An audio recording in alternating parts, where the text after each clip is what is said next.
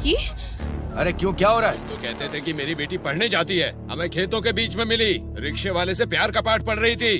यही पढ़ने जाती है तुम्हारी बेटी? इकलौती बेटी हो इसलिए तुमने इतनी छूट दी। कॉलेज जाने के बहाने ये सब कर रही हो। हमारी इज्जत सरेआम नीलाम कर दी। इतनी छूट देनी ही नहीं चाहिए थी। माँ, मेरी बात तो... चल।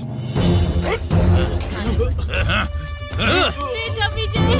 ले चलो इसे। छोड़ मेरे बेटे को।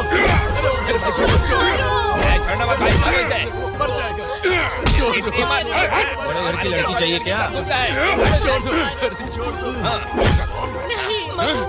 छोड़ दो।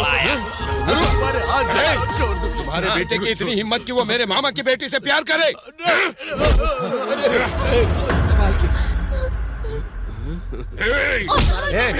रुक जा। साहब छोड़ दो। मेरे बेटे से गलती हो गई, उसे माफ कर दो। कहाँ से आए हो, कौन से समाज के हो पता नहीं। एक एक परिवार अलग अलग कारणों से बिना नौकरी के, बिना खाने के, बिना घर के, बिना आश्रय के। तुम्हारे पास नहीं था तो मैंने गांव में रहने की इजाजत दी, रहने को दिया, खाने को दिया, जीने के लिए रास्ता दिखाया मैंने। इस गांव में रख कर तुम्हें इस गांव का आदमी बनाकर रखा मैंने, और तुम इस सीताराम के घर में ही डाका डाल रहे हो। हमारी बातों पर विश्वास कीजिए। नहीं, मुझे बिल्कुल विश्वास नहीं है। तुम अपने परिवार को लेकर के इस गांव को छोड़कर चले जाओ। अगर आपको गुस्सा आया है तो मारिए, गाली दीजिए, पर गांव छोड़कर जाने के लिए मत तुम जैसे नमक हराम लोगों ने यहाँ रहने का हक खो दिया है, इसलिए निकल जाओ यहाँ से। चलो जाओ, निकलो। नहीं साहब, आपको धोखा देने वाले लोग नहीं हैं हम। ऐसे जाने को कहेंगे तो कहाँ जाएंगे।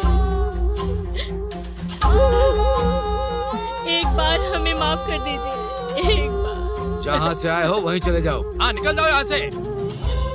माफ कर दो साहब, हम मरते दम तक इस गांव से बाहर नहीं जाएंगे। क्या बोला? प्यार करने वाली तुम्हारी बेटी और मेरा बेटा है। अगर आपको कोई भी सजा देनी है तो उन्हें दीजिए। हम दोनों को इस गांव से क्यों निकाल रहे हैं? तेरी इतनी हिम्मत कि तू ऐसी बात करेगा? ए, कोई ता दे। नहीं साहब। विजय, ये रुक जा। मैं विजय से प्यार करती हूँ। उसको मारने से पहले मुझे मारना होगा आपको। नरसिम्हा, इतने लोगों के सामने हिम्मत दिखाकर चिल्ला